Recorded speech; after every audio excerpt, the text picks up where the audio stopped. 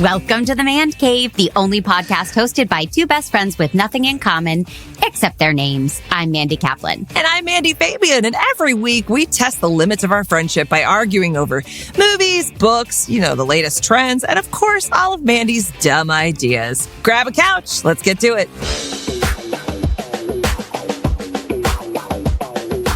I got to make this a very quick episode because I just got offered a brand new job. I have very exciting news.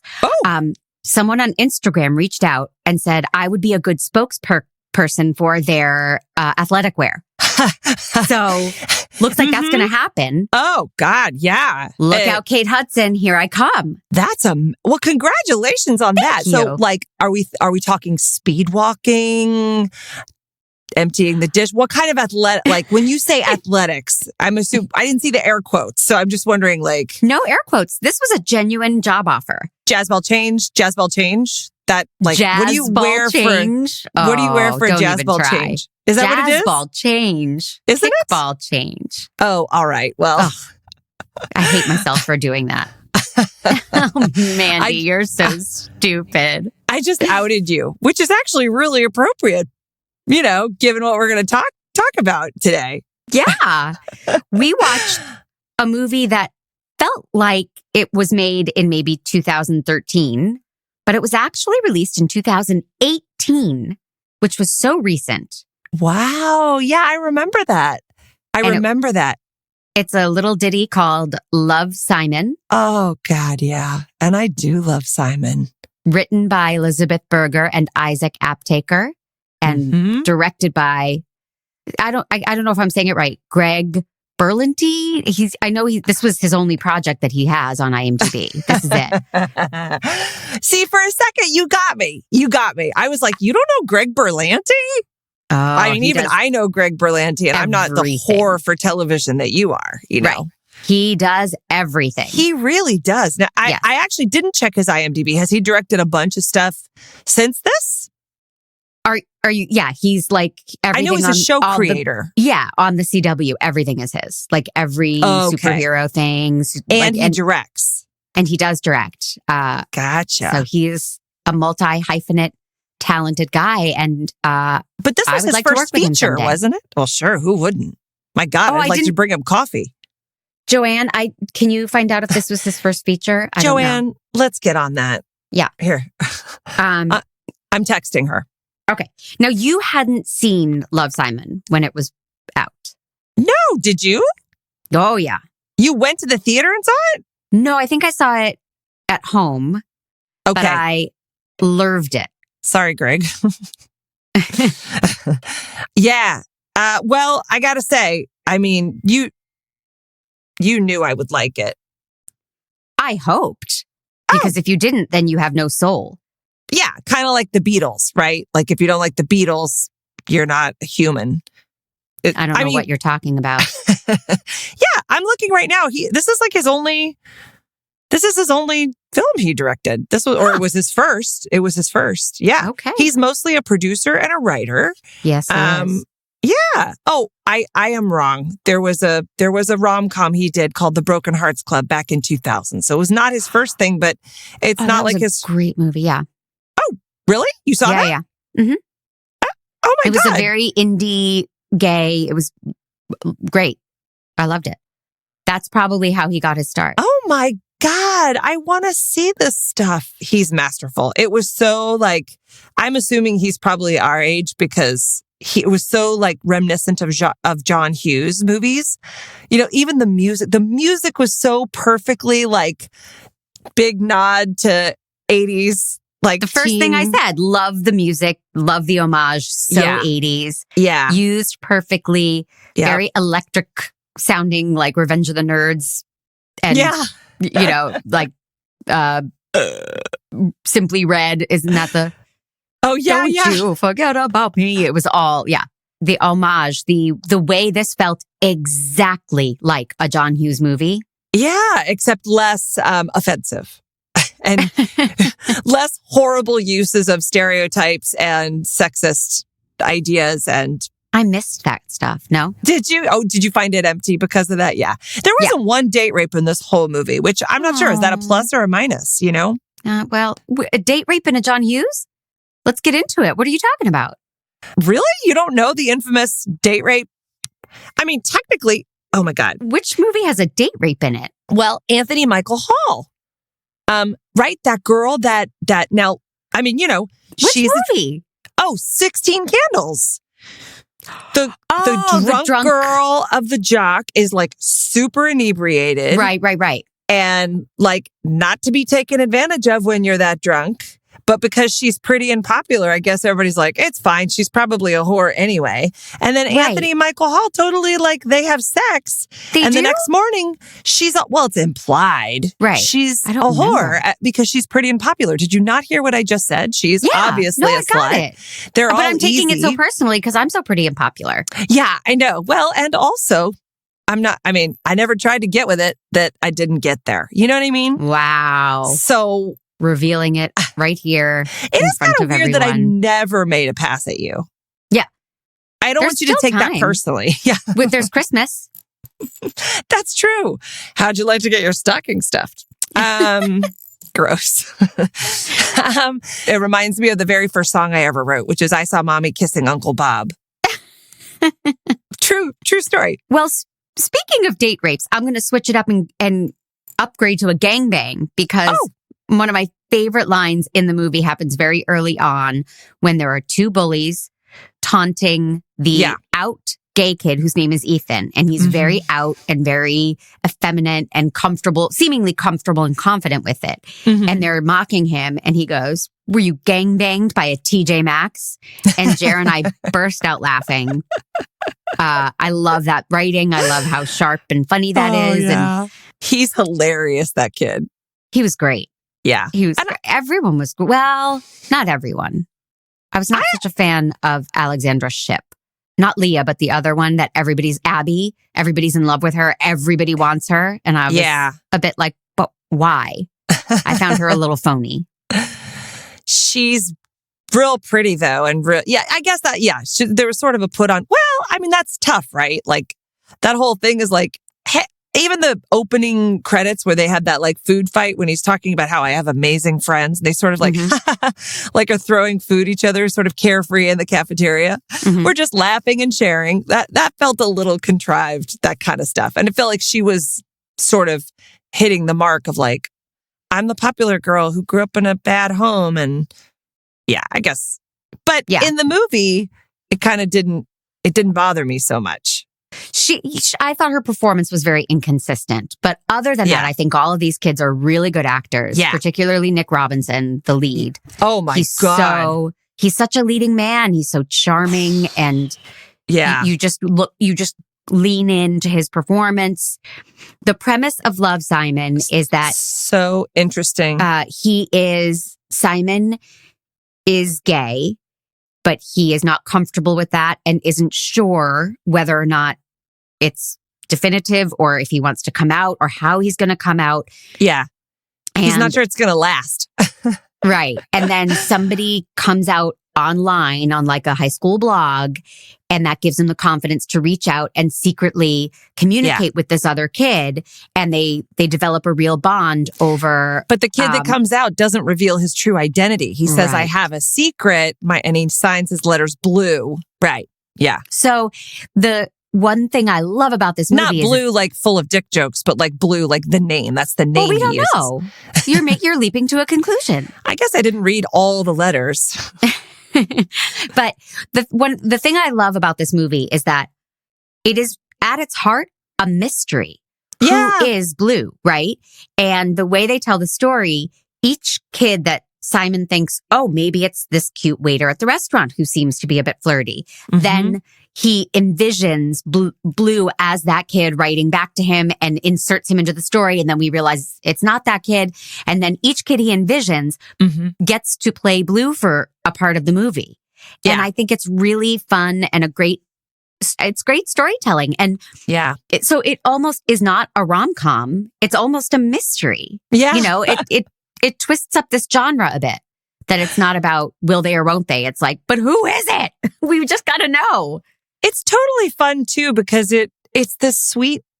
It kind of weaves romance into it's a sweet way to do a coming out story, right? Like that. There's this. You're right. The central story is like, will he or won't he get comfortable with himself and come out and realize all this? But the fact that it's that, is he going to find out who Blue is? Like, is Blue ever going to reveal himself? Mm-hmm. It was very. I loved all the different layers of stuff it was just juicy, fun.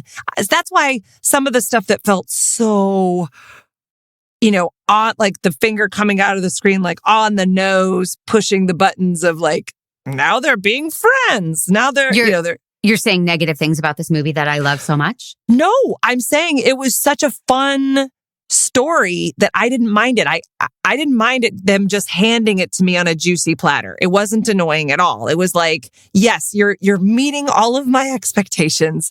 I'm seeing things I've seen 1,000 times, but like in a really comfort food kind of way. I loved it.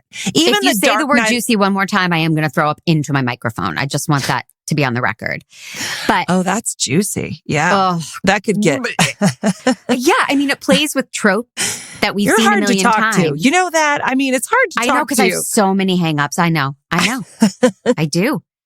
But all the 80s movie tropes or the, rom-com tropes, it does in a cleverer, more charming way. Yes. So it does. we don't mind. We don't roll our eyes. Yeah. And one of my favorites is Tony Hale. In this movie, he plays a vice principal who thinks he's cool, desperate to be accepted by the kids, talks about his life on Tinder with Simon, which is so wildly inappropriate. Yeah. And he has this very funny monologue to start. Pete, at 15:36, please play Tony Hale's weirdly inappropriate talk with himself. Simone, what are you doing? You can't text in the halls. How many times have I told you that? I can't have all my students tendering it up. That's my department. Right. It actually is. I got a really hot date on Tinder tonight. She is cute. Ew, vice principals can't go on dates? That's gross. We're people too, Simon. We like to go out. We like to have a good time. We like to have sex. It's not a big deal, right? Yeah, no biggie at all. Actually, I totally see you as a person. Thank you. I appreciate that. Thank you very much. You're welcome. Seriously. Yeah. Could I just get my phone? No, unfortunately, I'm going to have to keep it until after play practice. But you will get your precious after play practice, okay? I promise. How's play practice going? Great. Yeah, it's... How's Miss Albright? She's good. She's good? She doesn't like men. He cracks me up. No one's answering him, genius. and he keeps talking as if as if Simon is asking him thoughtful questions. No one's talking to him, and he just keeps talking. That guy is a movie star, man. He is just effortless. Like I know the guy who discovered Tony Hale. You do? Oh yeah, I sure do. He discovered my dad. He discovered me as well, and we had different lives, Tony Hale and I. He had a different career, but his name is Ted Slaburski. Do you remember him from New York? No. Brilliant. He was a voiceover casting director, but also just a brilliant comedy director. So fun.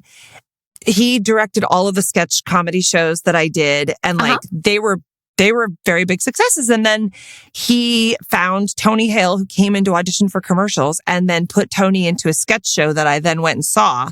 And the show was like, but like he was incredible. And I mean, just next level, right? And from then on, he just like kept working in all these commercials. And then he started working in legit television, and nobody could stop dry humping him. He was amazing. He's his style is unique and different, but totally my sensibility, my humor. When he makes a choice, I'm on board. Oh yeah, because he's so authentic about it. There's no like, hey, I'm going to make you laugh now. He's just he goes all into it. Yeah. It's amazing. Alvin and the Chipmunks, the Squeakquel. What? Oh, that's the Squeakquel? What? I wonder how Tony would feel that's the one you pull out. But yeah. The Squeakquel. Is that real? Yeah. Oh. And he's the bad guy, and he's hilarious. He gets to like have a bar fight with chipmunks. Oh my God. Do you know who else played a great bad guy in a kids movie? Hugh Grant in Paddington 2. Come on. Paddington 2, so right? good. Oh my God. Wait, why are we agreeing on things? I know. Well, tis the season. Aww. You're not going to shit on Tony Hale. That's like hating the Beatles. You know what I mean? That's like not liking Beatles music. One more time. One more time. I just re-listened to the episode, so, it's fresh in my memory. The pain is fresh. It's a good episode. My question is this. The reason I brought up when this movie is made is because it was released in 2018. It feels like in 2018, it would not be a big deal to have a gay kid at school, right? Even, Casey knows that two of his girlfriends at school say they like girls and they are in 6th grade. And and Casey's not like, that's weird or what. He's like, isn't that cool? Come on. Like, 85% of your friends are gay. Yes. And you live in Los Angeles. Right. I will tell you, I was just in Florida and I had a conversation that was very... My condolences, by the way. Well, I had a conversation with someone that was very interesting, It was a woman who was very religious and she was talking about having political differences with her kids. She wasn't super specific because, we had just met and I think it's something that's private for her, but she was talking about having and I said, oh, what specifically, we were talking about how kids rebel against their parents. I was like, oh, are there any specific conversations you're having with your kids? And she was like, well, just, about things like, I don't know, like homosexuality, for example. And I'm like, I'm here for it. I'm like, yes, go on.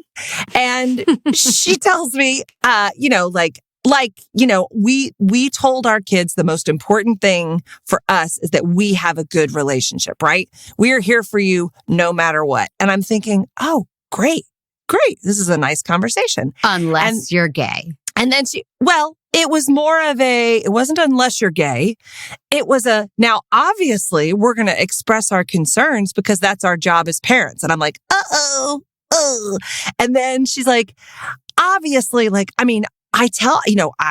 don't want that for them. As their parent, I feel, it's important for me to try to guide them away from that. I wouldn't want that for them because it's, I want grandkids. I want them to have all these things that I want for them. So of course I'm going to encourage them away from that. And I'm listening to this and I'm just like, oh my God. And I say, I'm like, well, just because they're gay doesn't mean they can't have grandkids. A lot of my friends have kids and I have all of our friends, are you my one or two straight friends? Like all of my, I snuck right in there. It's true. All of my friends are gay couples with children and it's not a thing. And so I tried to offer that up as some kind of comfort, but I thought it was pretty brave of her being as religious as she was. She talked about being called to do things by God many times. Right. And obviously her faith. And what she talked about actually was that her parents were so, there would have been no discussion. You would have been ousted from the family. So she's like the middle ground by saying, no, I only want a good relationship with you, but let me just be honest about how I think that you being gay would be a terrible decision. Right. Which does bring up how the parents react in this movie. Yeah. Yeah, the way the parents reacted, I found really interesting. Yeah. Because Simon says... Because Josh Duhamel is so gorgeous, you're like, why is he married and not single? Yeah. No, sorry, go ahead. Yeah, no, I know. He's your number one, and I get it. In the opening of the movie, he says, my parents would accept if I came out to them. My parents are liberal. But it's interesting that Jennifer Garner, who I just love, has a very quick reaction. She's a therapist, but doesn't say, do you want to talk about it? I'm here for you. She just really has a, I still love you moment. And then they move on and Duhamel can't quite handle it. And he walks out of the room. And then it's so lovely when they both come back and ask him more questions. From my perspective, and I could be wrong because it's not like it was a mistake or a bad thing, but I think that's just screenwriting. Like when that moment happened, I thought, oh, that doesn't ring true to me at all based on who they are. That was just the screenwriter needing the dark night of the soul when everything goes wrong. I also didn't buy that his friends would be weird with him after he gets outed in front of the entire school. But they're not weird with him because of that. They're weird with him because he lied and manipulated people and people got hurt. Yeah. And he was making choices that to them felt very selfish. So they, not for one moment did any of his friends say, we can't believe you're gay. It was, we can't believe you lied and manipulated it, which is powerful.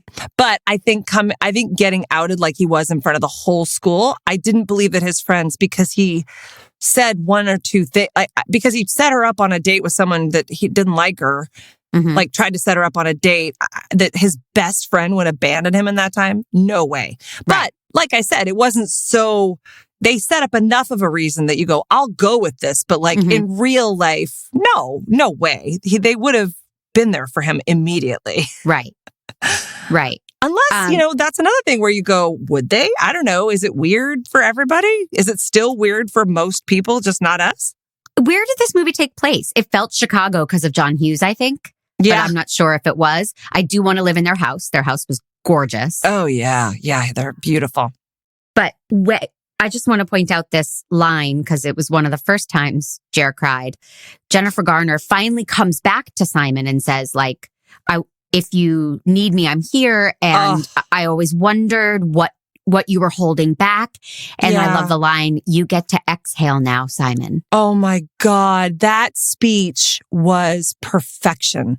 That's one of the most beautiful speeches I've ever heard in a movie. And it's one of those things where you're like, I want to exhale. I want to be more myself. I want to, that was so well done. That was such a beautiful speech. I agree. That's worth the whole movie right there.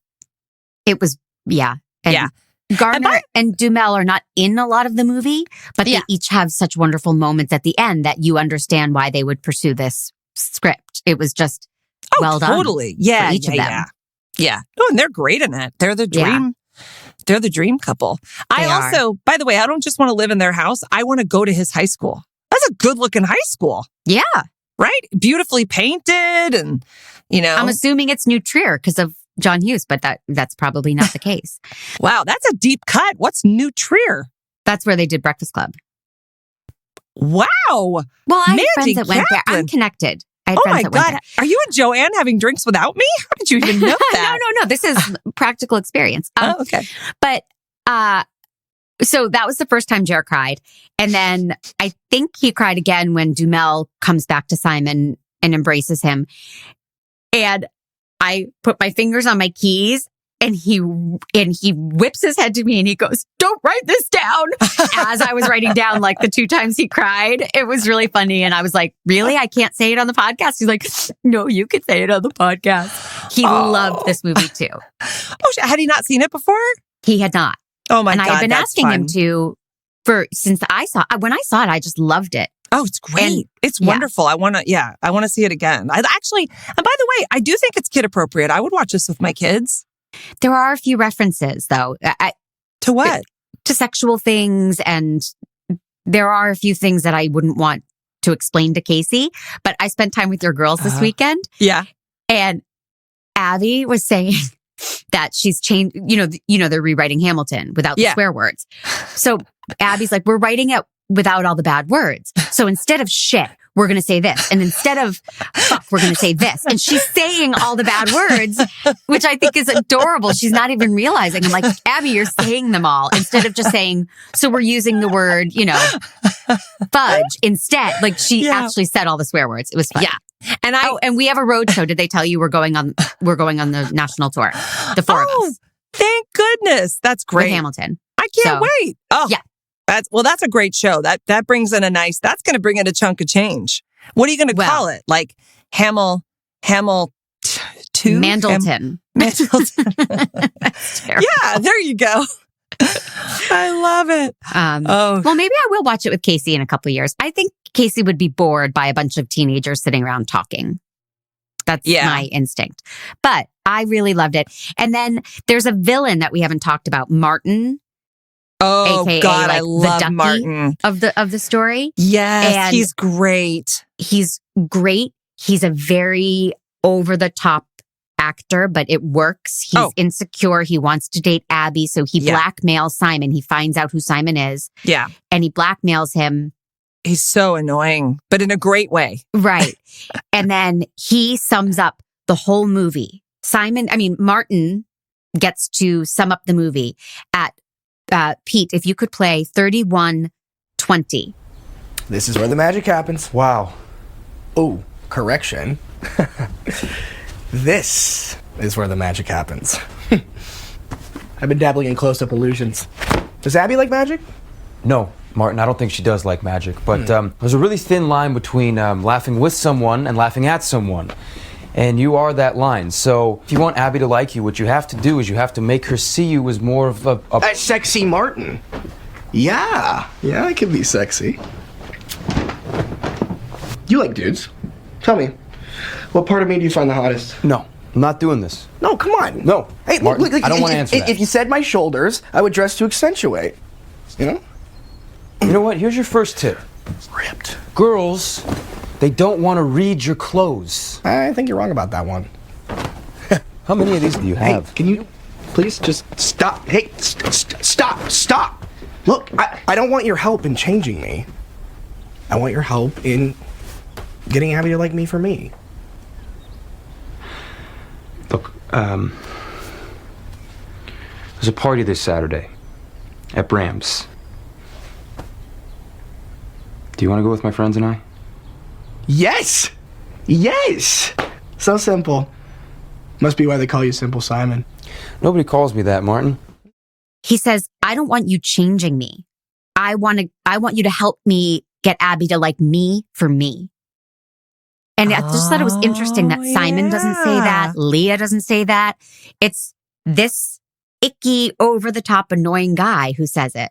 And they like gave him the whole meat heart of the movie. Yeah, that's true. I hadn't thought about that.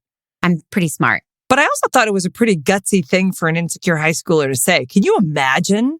I mean, I was listening to this Brene Brown book, Braving the Wilderness. Anyway, but she talks about how high schoolers, this is interesting to anyone with a heart. So do you want to go take a break or do you want to get something to drink? Yeah, I'll go masturbate. That there's a difference between fitting in and belonging, right? And that fitting in is about you do it so that others will accept you. It's not necessarily what's true to you, but you change for others to like you. And belonging is when people like you for yourself. And these high schoolers had a real sense of what the difference of that was. Yes. And I was shocked. I mean, it made sense to me, but I was also like, wow. Yep. Oh my God. I'm still look at me. I haven't used the word juicy or fuck or shit. Wow. I don't know where Abby gets it. I know. I don't use the word juicy like the last 10 minutes, and I've wanted to a couple times, Oh, well, thank you for your restraint. Yeah, you're welcome. On behalf of Fandy Nation, I do appreciate it. I'm trying to fit in, Right. And someday I'll belong. Is there anything else you need to say about... What I want to see, what is the scene, though, that you got Jeremy, what were you guys cuddled up? Where do you watch this? I'm assuming you're in your pajamas at 5:00. Of course. Yeah. Of course. Nightly. And no, we are not cuddled up. We have a no touching rule. So we are on opposite sides of the couch because that's where our coffee mugs are, on the, on the two little end tables. Wait, no touching at all? Oh, no touching at all. And because you can't restrain yourself? Yeah, that's what it is. We recline our couch like Archie Bunker. It has a button that reclines the couch. So we got our coffee and I've got my computer poised to take these fascinating, insightful notes. And that's how we watch this. I like that. But at least he'll watch it with me. Oh, I Patrick. know. I know. Well, he's out of town. Or so you think. Exactly. He's gone to his second family. I know what's going on, but we say he's working. But they live out of town, so it's valid. Exactly. He is traveling for work because it's hard work having two identities. No, the only last thing I want to say, and it's nothing really special, except that there is I learned this in film school because I'm super knowledgeable. Don't be intimidated about my film school degree. But that whole idea of the way that they end movies as everybody is applauding the people in love, that's a huge thing in rom-coms. Mm-hmm. And I cannot believe that he pulled that off, that they're at the top of the Ferris wheel and he has his first kiss. It's so sweet. Mm-hmm. And when he's going around the Ferris wheel, I was like, this is the dumbest, like, there's nothing believable about this. Like that he would invite him to the top of the Ferris wheel. I missed that somehow. It was like a fair to remember kind of. Yeah. Yep. Exactly. Oh, I can't wait to show my kids Sleepless in Seattle because we went to the top of the Empire State Building and I'm like, I want to show Casey it too. I think he'll like it because the kids are so prominently featured. We need to spend like 4 days together and just together. Yeah. Done. Yeah. Yep. Okay, I said 4 days. You moved in, but you know what? I'm That's selling the house. I just put it on the market. In a weird way, you're more of a lesbian than I am. Oh yeah. No, I don't think so. No. No. I'm not. Yeah. So that's all I had to say is I loved it. I loved every flippin' second of it. I would recommend it to everyone, and I'm going to watch it again with my kids because I actually talk to my kids about sex, all of it. Oh, all right. Yeah, because it's important for them to know all that stuff. It sure is. Because they're girls. Casey just doesn't want to hear it from me. And, when Casey asked Jer when he was about 6 or 7, where do babies come from? Yeah. And Jer was like, okay, I'm up. Oh my God. So he explained it with the real terms. Yeah. This is what happens. Yeah. And he said, do you have any questions? And Casey said, yeah. Who shot Martin Luther King? He's a special guy. He's not quite ready. Oh my God.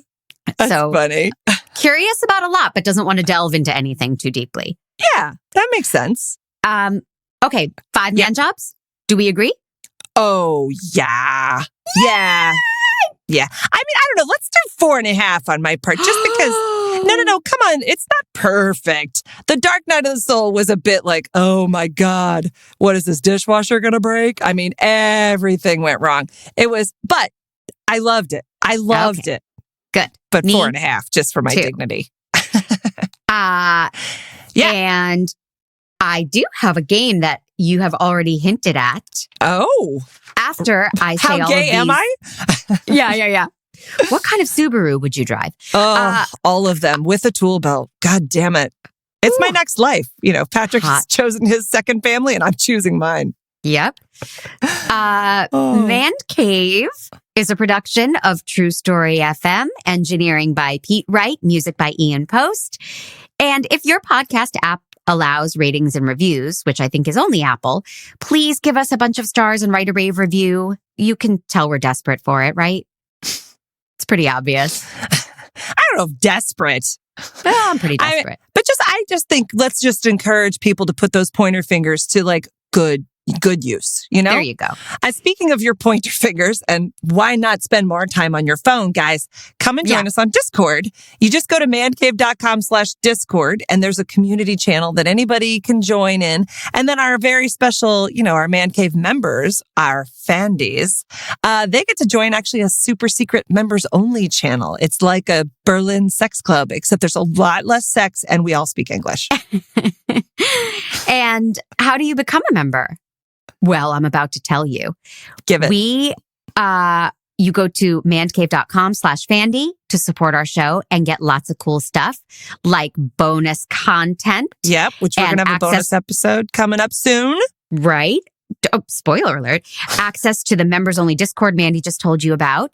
You get a special I just want to say member. You get a special message from the Mandys on your birthday. Mm-hmm. And we are doing a bonus episode only for our Fandys. So if you join now, you will get that bonus episode.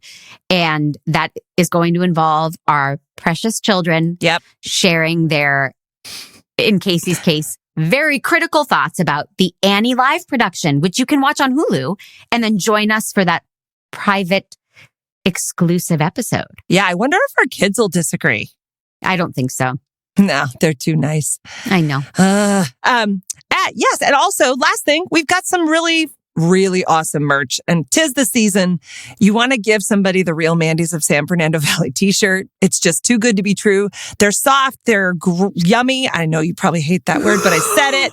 And they're hot off the presses. So you just go to mandcave.com/merch and, get a phone case for your loved one. Get those stockings stuffed. And I'm assuming if you have stockings, and if you don't, just buy one for your boss. Or if you're Jewish, hello, Just enjoy them for yourself and for your loved ones. Lots of cool stuff. And they always run promotions on TeePublic. They're really good about giving you cool discounts. And so. Yeah, it's great. Do all of that. Enjoy it. Please and thank you. It is time for our game. What is the first thing you said about Love, Simon? Do you remember? It's like a John Hughes movie. You, my friend, are about to enter into a John Hughes trivia quiz. Oh, boy. Oh, boy. Okay. I feel you're going to be okay. I will probably be okay. Okay, let's start off nice and easy. Okay. Because I do love you. Now, if you want me to recite word for word The Breakfast Club, I can. So can I. I just don't know if I know all. Oh, well, that would be an interesting competition to see who could do the Judd Nelson cigarette in the arm monologue correctly, word for word. Okay, I'm probably out of practice. Woo-hoo! I'm going to level with you. That's right. Ooh, I do it with my kids. Fast. Stupid, worthless, no good, goddamn freeloading son of a bitch. Abby doesn't like that part. She makes me say son of a gun. But anyway, go ahead. She's like, listen, I almost just said the C word, but I felt like that was even too far for us because some people hate it. I happen to love it. Okay. My first question was going to be a real softball to give you some confidence, but we already talked about it. So I'm going to Watts loves Keith. Keith loves Amanda, and Amanda loves being popular. Which movie is that? I have no idea. This is a softball. People are groaning at you as they're driving in their cars and exercising. That's a line from a movie? No, that's the plot of the movie. Watts loves Keith. Keith loves who? Amanda. Amanda loves being popular. Wait, is it like Some Kind of Wonderful? Yes. Okay. I did never see it, but oh my gosh. Okay. I know. Write it down. It's got to be You're a horrible person. I guess. Okay. Is that the one with Jennifer Jason Leigh? No. Diane Lane? No. Who is in it? Leah Thompson, Eric Stoltz, and Mary Stuart Masterson. Oh, there you go. Yeah, those three. Wonderful. Mary Stuart Masterson. Which female member of the Brat Pack starred in the most John Hughes films? Oh, Molly Ringwald, for sure. Yes. Yeah. But she wasn't in St. Elmo's Fire, was she? She was not. She was not. Interesting. Which actor played Wyatt's obnoxious older brother in Weird Science? Ah, yes. Oh, Chet. Chet was his name, and it was Bill Paxton. Oh, I'm so proud of you. Oh, God, I love that movie. Yeah. If you don't know this, I do lose a little respect. Okay. In Ferris Bueller's Day Off, how many times was Ferris absent to make the principal call his mother? Oh, shit. What? I have to know that number? Mm-hmm. Well, I know that, what's his name? The guy who's on Succession, who plays the oldest brother on Succession, was in Ferris Bueller's Day Off with Matthew Broderick and is a wonderful actor. God damn it. You're just stalling. I don't know. 9 times. Oh. 9 times. Okay. Is the answer. Bueller. Does Barry Manilow know that you raid his wardrobe is said by which character in The Breakfast Club? Does Barry Manilow... Character. Yep. Is it Judd Nelson? Character. Okay. I don't know the name of their characters. I'm supposed to know the name of their... How am I supposed to know the name of their characters? I just know all the dialogue. Because it's a John Hughes quiz, lady. I don't... It's the popular girl, the smart, the geek, the jock. Like, that's... I don't remember their characters. I don't know. Everybody's screaming into their phones. John Bender. Which one was that? John Nelson. Oh, well, I was right. You have to give me at least a half point for that. Oh, come on. John Bender. I never could have pulled that out of my ass. Though Hughes made a name for himself for his screenwriting, he would become even better known for his directing. Which was his first film that he directed? Oh, God. I have no idea. 16 Candles? Yes. See? Cool. Not so bad. I got a few more for you. I hope everybody's enjoying playing at home. I consider this tough. Which actor or actress has worked with John Hughes more than any other? John Bender. No. More than any other? God, I mean, it really feels like Molly Ringwald. It does. Feels like Molly Ringwald. That is not correct. Okay. It is John Candy. Oh, wow. Okay. So here we are. You have 1, 2, 3, 4 correct and 1, 2, 3, 4 wrong. I'm going to ask you one more Okay. to decide whether you're a winner or a loser. I think that's been decided, kiddo. I think you're going to get this. Okay. In the Breakfast Club, Yeah. why was Allison attending Saturday school? What's the line? Oh, I just. She comes voluntarily. She doesn't. There's no reason. I don't remember. I was bored. Because I had nothing better to do. That's right. Nothing better to do. And then she looks. Yeah. You failed. Yeah. All right. Yeah. You failed. That's consistent. That's on brand. So, want to tell the people what special holiday show we're doing? Yeah. Well, it's just, we're going to just talk about, we're going to do a fun little holiday episode where we share some fantastic little tips, things we like, shoot the mistletoe. I don't have it. I don't know. I didn't want to. Wow. It's going to be way better than that last sentence. I'll tell you that. And then I hope also, so. And I'm going to just look at you like you're blowing it. Blah, blah, blah. And then I'm still upset about that test. And Wait, but that's holiday favorites next week. So, oh yeah. Right. We'll be doing our favorite Christmas songs and our favorite holiday dishes that we make and eat and favorite movies, all our holiday traditions. Yes. All of mine are so charming and adorable, and all of Mandy's are so stupid and lame. So because there's that to look forward to. Because I have a cold, dark heart, and I'm like, why do anything twice? What is the point of traditions? But no, It'll be fun. No, there are some. It will be fun. Yeah. And then after that, I have chosen something that I think you're going to love because I am not a monster this time of year. We are going to go see with our children together West Side Story. Oh. Yeah, girl. Oh, boy, crazy boy. I cannot wait. I've been chomping at the bit to see this movie. Mm-hmm. So over Christmas break. Yes. Yep. And apparently can we go to a theater where they where the seats go back? Sure. And where we can eat and stuff? Oh my God, yes. I mean, let's start saving up because that's like a $400 excursion. But yes. Yeah. What a holiday gift. Worth it. Thank you. I hear wonderful things. I'm excited.